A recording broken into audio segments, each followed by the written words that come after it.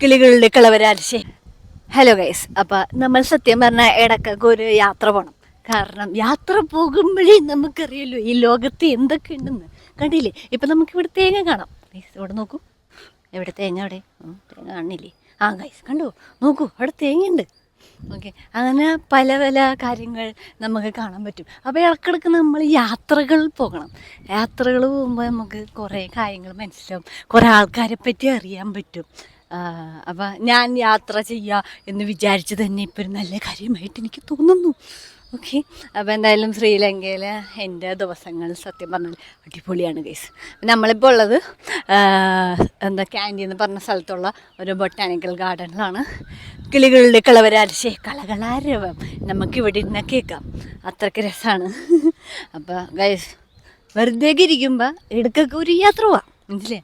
അതാണ് എനിക്ക് പറയാനുള്ളത്. Bye guys.